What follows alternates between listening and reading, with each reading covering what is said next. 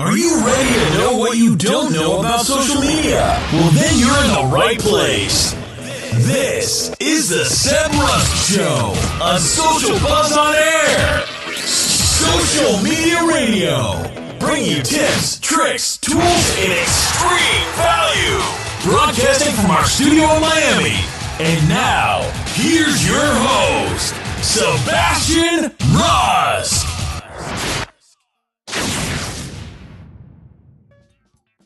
What is happening, ladies and gentlemen? Hey, welcome back to the show. If it's your first time, hey, welcome to the show. My guest today is my good friend, Scott Carson.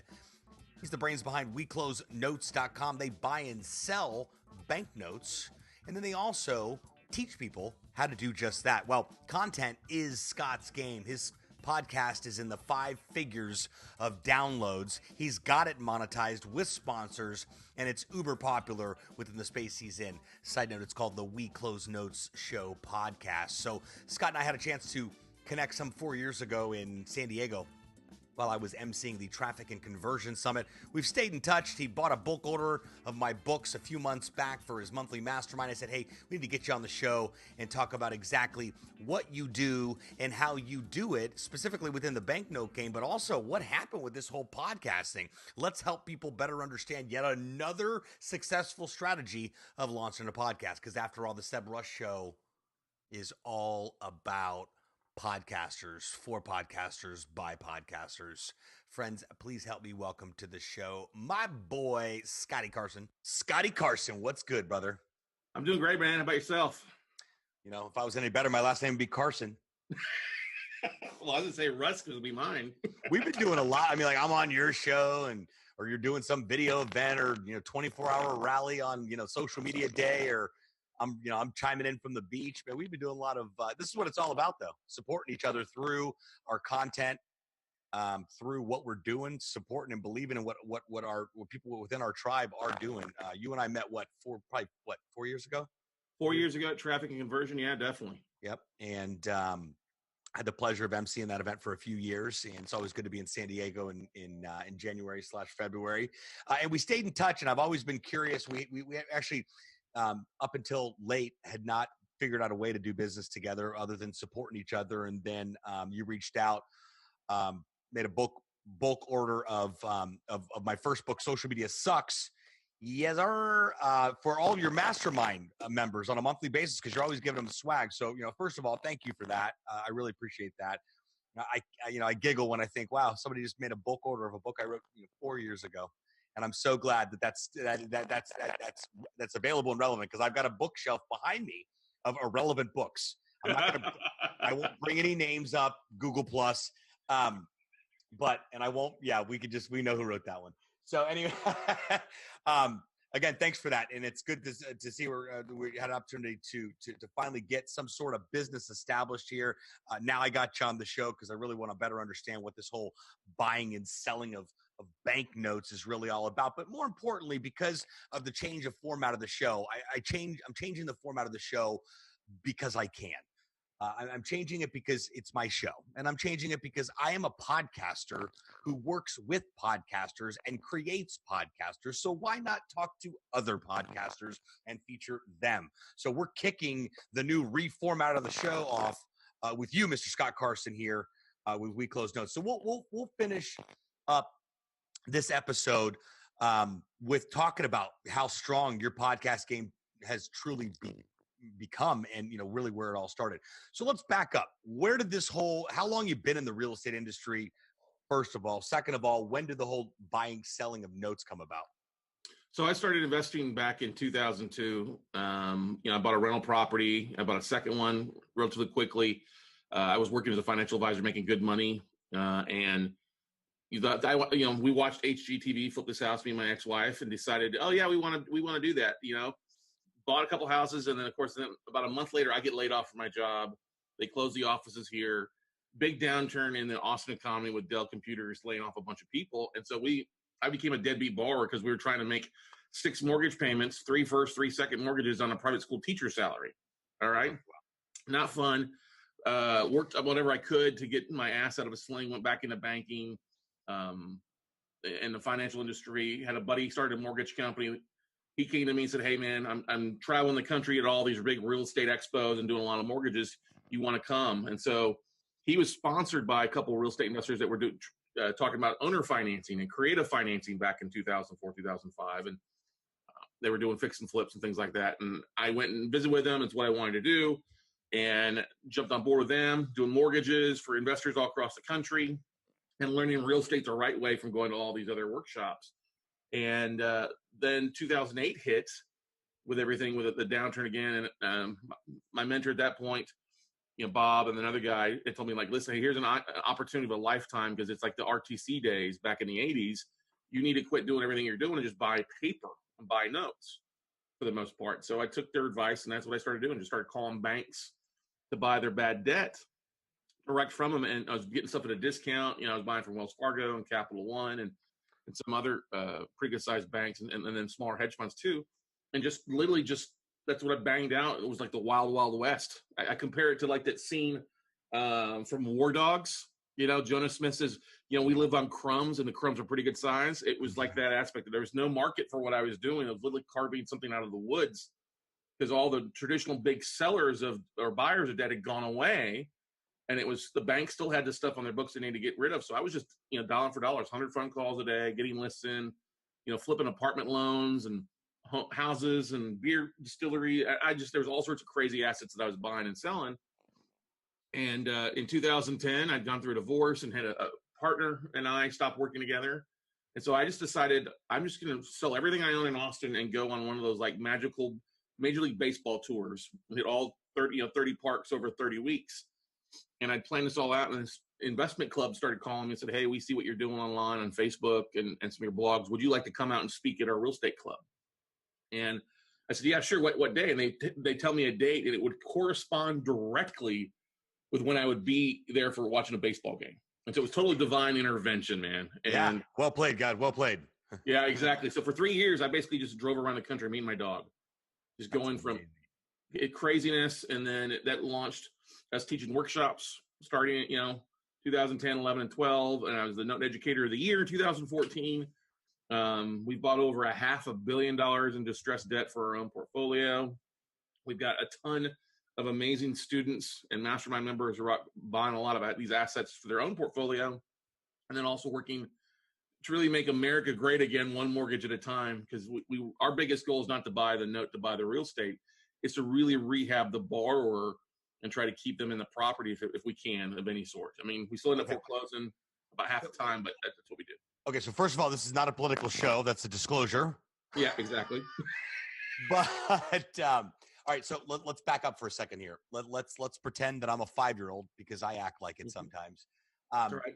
Why do banks have notes that they want to sell, and how much are these notes, and what do you do with them once you've bought them?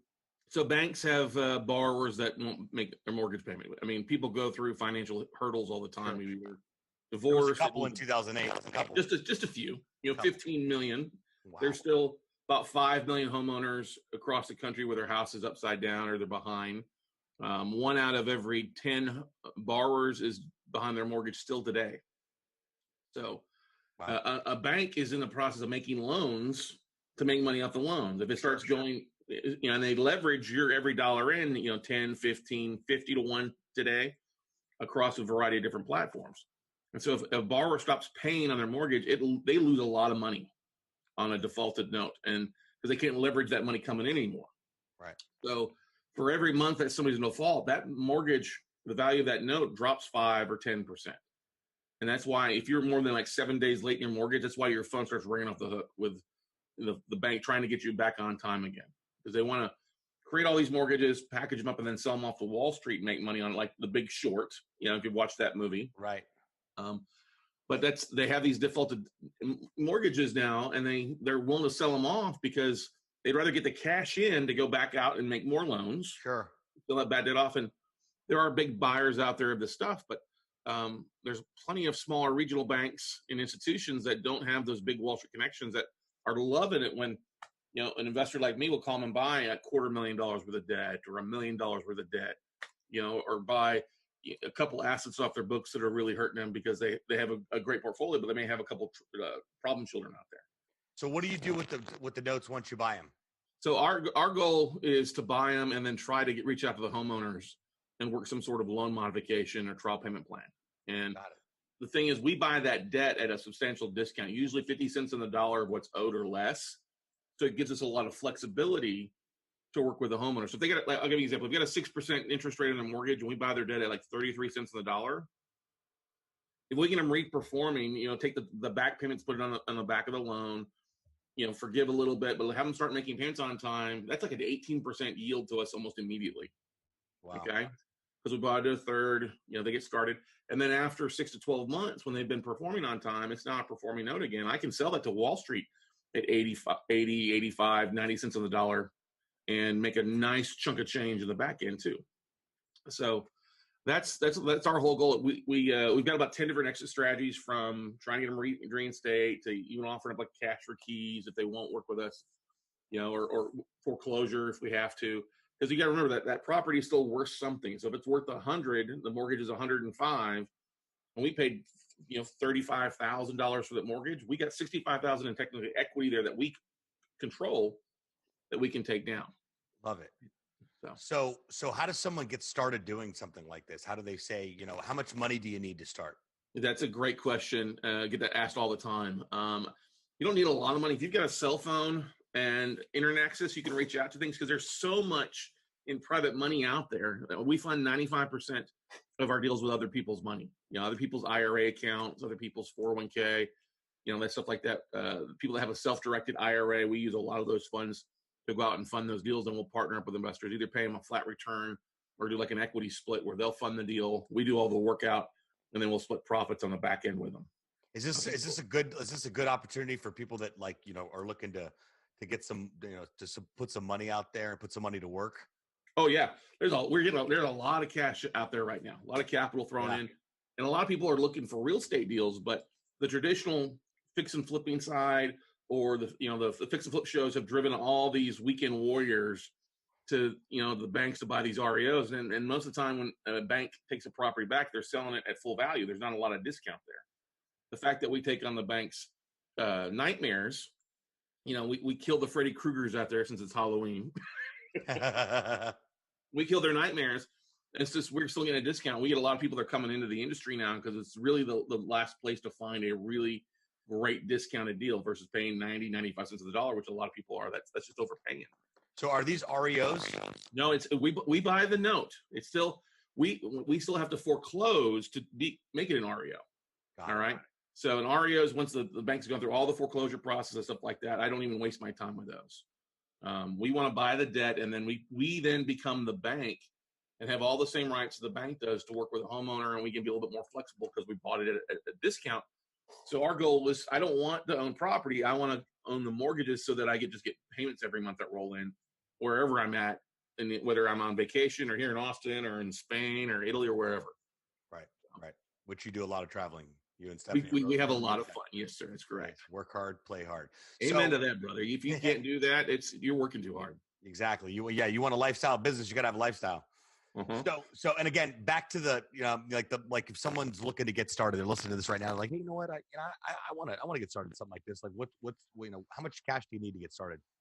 Not much. I mean, we have a lot of people get started that are working full-time jobs that don't have a lot of capital and stuff. Like I said, if they use other people's money, if they know how to market, send an email blast out to their database or their LinkedIn connections and talking about what they're focused on. The best thing I can tell you is people it's a different mindset. It's a different niche in the real estate community. It's a very niche-y aspect of things. Education is the best thing. And we've got hundreds and thousands of videos on YouTube and Vimeo and all across there, just pure content on education. And so learning the ins and outs is the most important thing. I mean, if you get a little bit of money for some marketing, that's great. But when I got started, Sebastian, with this, it was in the downturn. It was a bad time. I didn't have any of my own capital fund deals. But so if you had 50 grand, or somebody's got 50 grand, you could buy 2 or 3 notes in Alabama or Ohio or Michigan. They're going to be really great returns on investment because you can buy those areas still cheap. So I love God's waiting room in Florida. I have bought a lot of distressed debt in Florida over the years. It's a little bit overpriced right now because it's popular back, but Florida is still leading the nation in foreclosure timeframes and number of foreclosures. So it's going to make values are going to drop a little bit. I'll step back and buy a lot there in Florida, but I don't buy anything in Texas because it's overpriced here. We have such fast foreclosure laws. The banks want a premium for the stuff here, so I don't waste my time here. That's why I buy a lot in the Big Ten or Southeast Conference parts of the United States. Right. So if I bought 3 notes, would I be responsible for whatever happens with those 3 notes? You're the bank. You're the bank. So what you have to do is then you've got to hire a service. What if I worked with you? Like if I was part of your? Yeah. We handle all that. We've got the vendors. I mean, this is a very vendor-driven business. I'm not the person that's making the phone call to the borrowers. I'm not the person handling the foreclosure. We've got attorneys that handle that. We've got companies.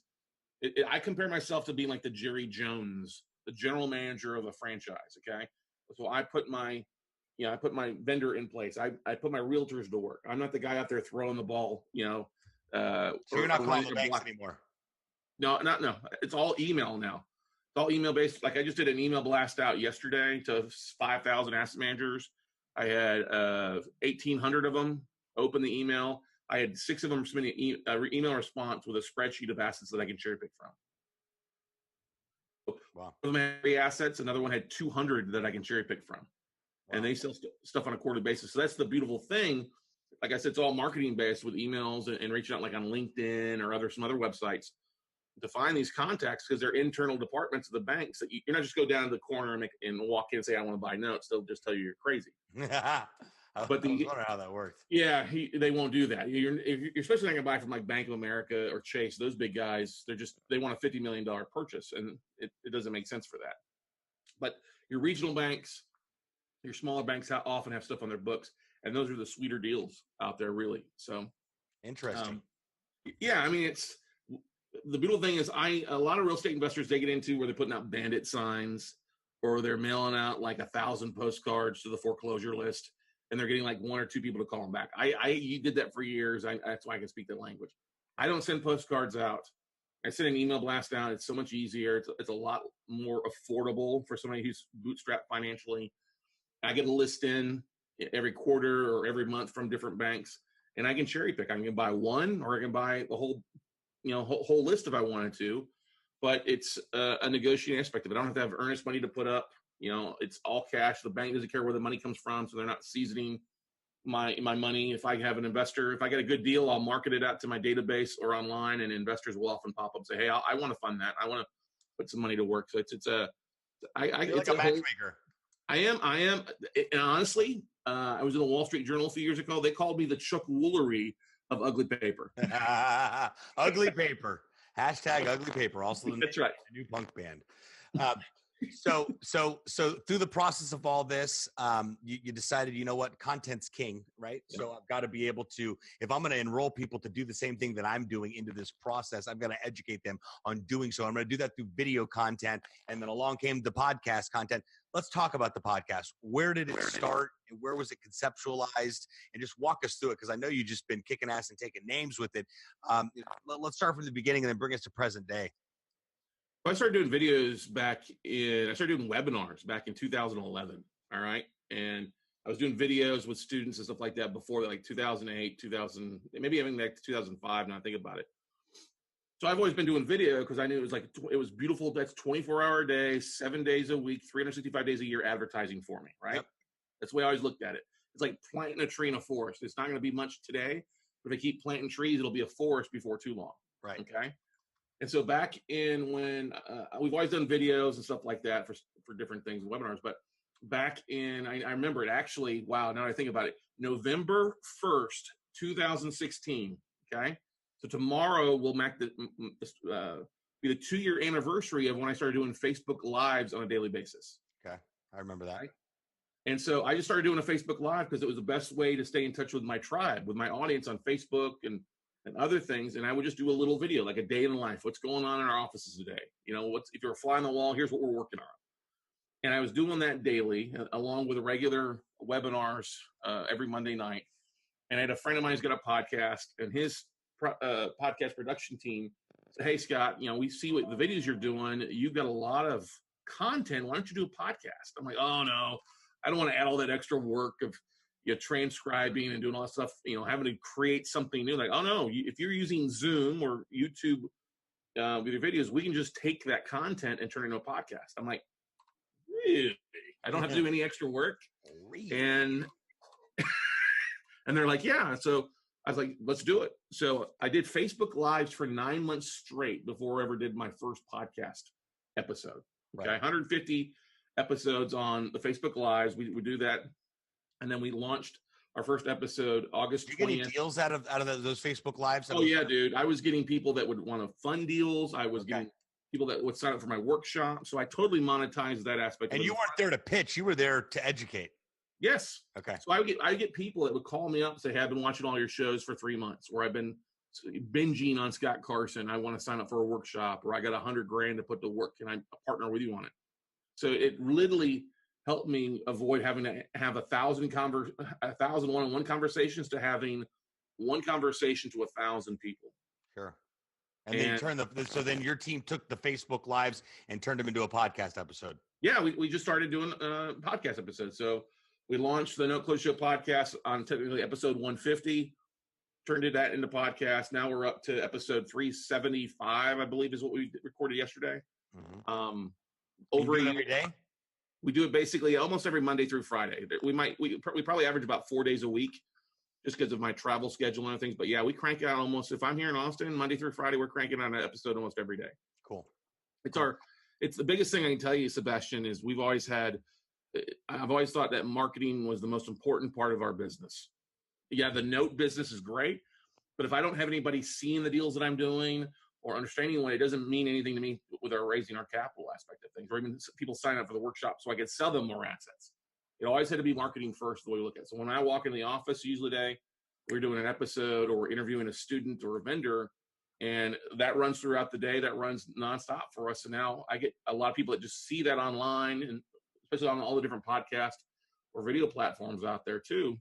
People call me from all across the country and all across the world too. That, hey, I want to take a class, or I want to sign up for your services, or I want to, buy your book or whatever it is, or come in for high-end coaching with you, or I want to, I got $100,000 to invest. How can we partner up? So we've totally monetized that from just providing great content on a regular basis. So and there's been a significant, you guys have what, 50,000 downloads of the show, of the podcast? So we had 50,000 downloads in our first 6 months. We are, we're almost 190,000 downloads. And we've been since August of 2017. So we're at, what does it make us, month 15? We've averaged over 20,000 downloads the last couple months. We've got several sponsors, because it does cost us money to go and produce it and have a vendor that does it for us. But we have some of our best vendors pay us a monthly basis to be on the show for one episode a month. And then also to help us, defer the cost of now that it's in the black totally. Yeah, let's talk about it. So you monetized the show. You got what, 5 sponsors? Yep. Okay, so you have 5 sponsors, and then it's not just this episode of We Close Notes is brought to you by. This is an actual interview with the vendor talking about them and their business. So they're essentially paying to for an episode. Yep. Okay. They're paying for the every episode. single one. Exactly. So they'll do once a month with them. Since we do 25, 30 episodes a month, I can easily squeeze it, because they always have something else going on, whether it's an event they're doing, or they're doing a special promotion just for our audience as well too, to help drive business, because these are all our biggest vendors that we're either number 1 or number 2 referral of new clients too. So that it made sense. Plus the fact too is that we do more than just audio. We take the videos and throw them on YouTube and Vimeo, and then of course do all the SEO stuff of taking the transcription and putting it on our website as a blog, and then using Instagram and Facebook to post images of the guests and things like that too. So we don't just do and I think I see so many podcasters that they just throw something up on iTunes, and they want to just try to they're, how do I grow my audience on iTunes? They're like, well, you have to grow your audience by doing it in a whole lot of other places. Well, that was my next question, was that you can record till you're blue in the face. You can record 5 times a day, and you could submit everything into the iTunes store. But unless something else is pushing that, you've got a billboard in the middle of the forest. So how are you able to get the traction with the actual downloads? What do you think you contributed? What contributed the most to those downloads? Consistency. That's totally it. Just being consistent on it. You and I were talking beforehand how a lot of people start a podcast and film 4 or 5 episodes and they don't see any drive off it because they haven't been consistent enough. If you're only doing it once a month, that's not enough time because 80% of sales of anything is going to come after the 5th contact. So our whole goal was to get that 5th contact faster. Maybe they heard it on iTunes. Maybe they saw it on YouTube. Maybe they saw it on Facebook or LinkedIn because we share it everywhere. And we just consistently share it. And I said, listen, we'll do this for a year before we decided we're going to do this long term. But we were committed to doing it long term versus just for a month or a week. You can't really see any type of feedback on social media in that time frame. And what do you share on LinkedIn and everywhere else? Are you sharing the video?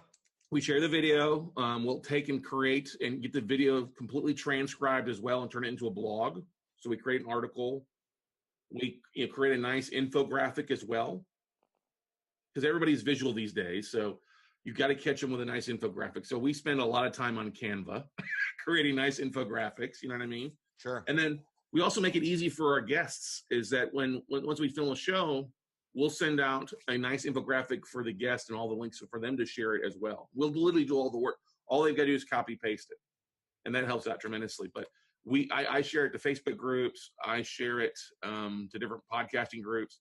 And I go where my niche is as well too, because my avatar is like 35 to 65-year-olds making 75 to 250 a year, homeowners, college educated, and they buy stuff for their house online. And so I target them a little bit on Facebook. I'll create custom audiences that'll share the Facebook Live too. I think Facebook Live is huge. We've had over 100,000 views on the Facebook Live videos in this year alone. Wow. Okay. And that's helped us because people will catch it and then they'll go back and watch it on iTunes. But I send emails out to my database.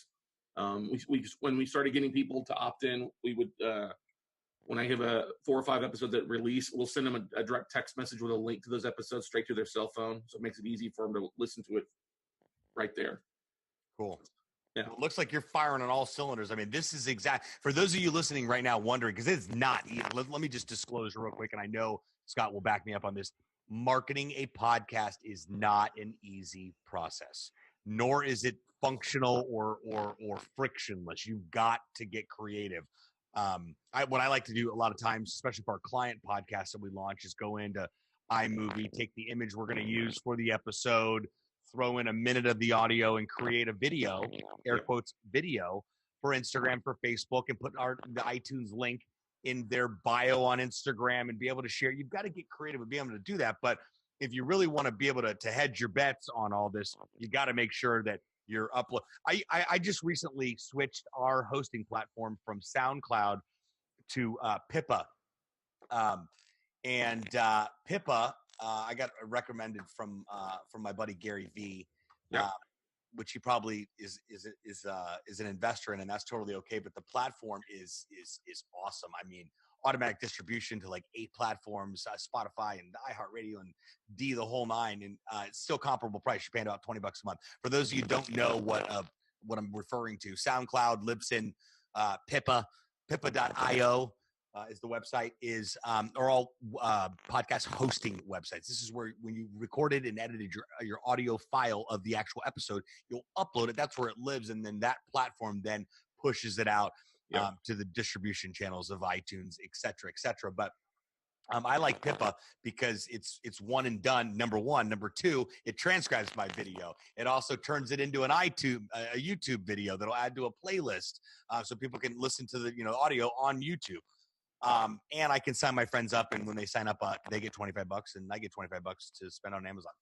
So there's some great tools like repurpose.io. When we film it, we use repurpose.io to automatically upload the video to YouTube, and it uploads the tags we want. And I can go into one screen and then literally put in all, the wording of what I want to, hit a button, it uploads it to YouTube for me. So I don't have to worry about that.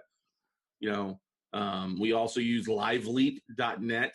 So that when I film a video to my Facebook Live, it shares it to my business page, my other business pages as well too. So live link. Well, you guys are getting all kinds of gems here. Live Leap. Lively, yeah. .net. Yeah, Lively. lively.net. I can set it up where one video on my personal Facebook page gets shares to another 10 websites on Facebook, 10 pages. So it automatically shares there as well. It also automatically share a link on LinkedIn that says, hey, Scott Carson's going live. It'll post to Twitter, say, hey, Scott Carson is going live here too. So it's a really valuable, I think it's like $25 a month. It's really cheap. I was gonna say, what is it, like a monthly subscription you're looking at here? And then while I got it, we're actually talking about this on Pippa. If you've been figuring out where to host your website, you don't know where to actually go and do that, I highly recommend using Pippa. You You're gonna put your affiliate link in the show notes. Yeah, I'm trying to give the link here so I can make sure that if you do sign up, you get help a man out. Help a bald man buy a bow tie. Yeah, really, exactly. Let's see here. Something went wrong again. Anyway, all this information is on the show notes. Check wherever you're watching this right now. The link's going to be on there. If I gave you the URL right now, I'd be talking until next Sunday because it's not just pippa.io. That'd be too easy. So if you're looking for a hosting solution, you got to get one that distributes for you. That's the trick, because you're not going to and that's something new. SoundCloud does zero distribution except to SoundCloud, which I found that you can't get away from those knuckleheads anyway, because now if you use their free account, you're limited. So, and I want people to find me on SoundCloud because that's where you get a lot of listens and a lot of downloads because it's very popular in the music community, and audio community on there. So, wow, man, this is fantastic and really encouraging to see. I'm learning a lot here just when you think you know a little bit about podcasts and podcast marketing to better understand. That's the reason I'm reformatting the show to be by podcasters, for podcasters, about podcasters, and that includes future podcasters, so that we can learn. And I want to learn what I don't know that I don't know about the podcasting world. I think it's just going to open up Pandora's box by being able to do that. So I'm fired up that we got a chance to kick that off. So if someone's listening to this right now and they're like, you know what, I'm sitting on some cash. I'm 35 to 60. I'm went to college. I make 75 to 250 a year. I want to talk to Scott about doing this. What's the best way for people to get in touch with you? Go to Scott@WeCloseNotes.com and just drop me an email. Scott@WeCloseNotes.com. Or you can go to the website, WeCloseNotes.com, and opt in there. And there's different ways for us to reach out to you there as well. But we're all over the place. If you check out the Note Closers Show podcast, we're on everything. The Note Closers Show podcast. That's the name of Scott's podcast. If you're searching for it on there. There we go. The Note Closers Show podcast.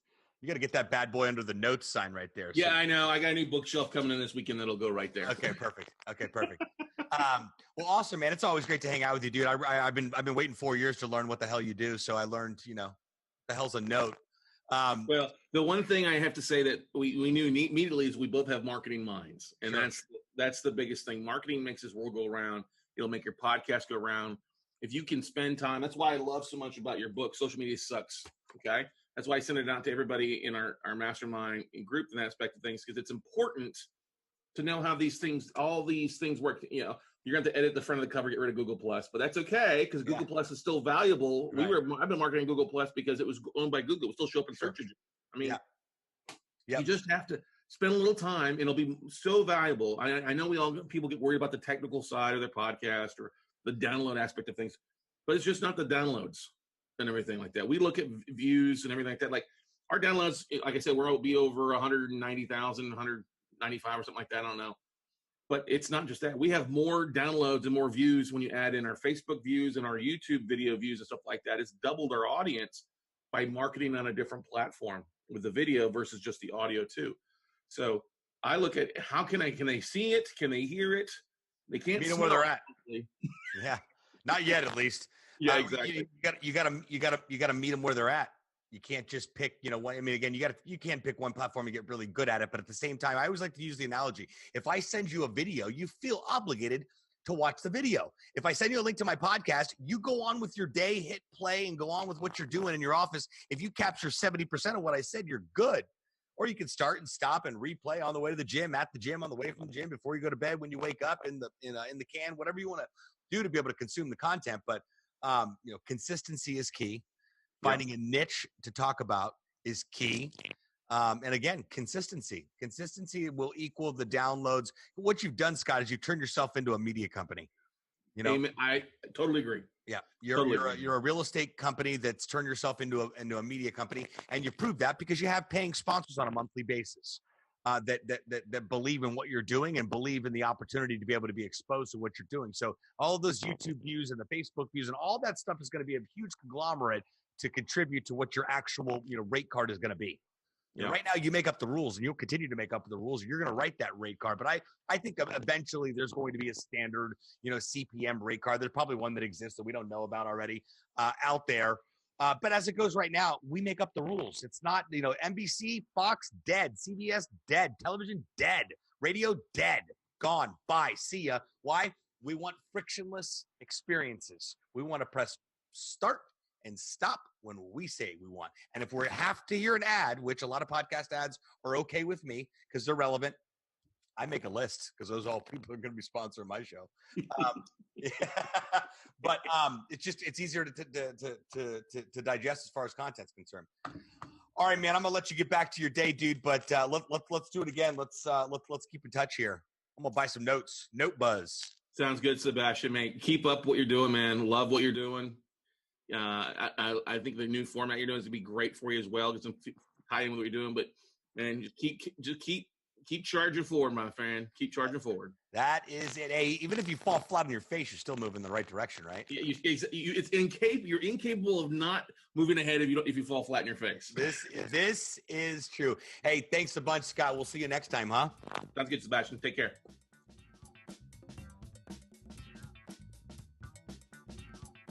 Hey, thanks again for tuning into this episode of the Seb Rush Show with my guest, Scott Carson. All of his contact information you'll find in the show notes. Make sure you check him out at WeCloseNotescom. Great business, interesting business, and great podcast. So hopefully this episode has encouraged you to start your podcast show. 2019 is right around the corner, and the time is now. Need help launching your podcast? Check us out over at the podcastlaunchlab.com. I've also created a free course just for you to be able to walk through exactly what we do to launch podcast shows. You can access that free course at freepodcastlaunchclass.com. I'm Sebastian Russ signing off from our studio here in beautiful downtown Miami. We'll talk to you next time.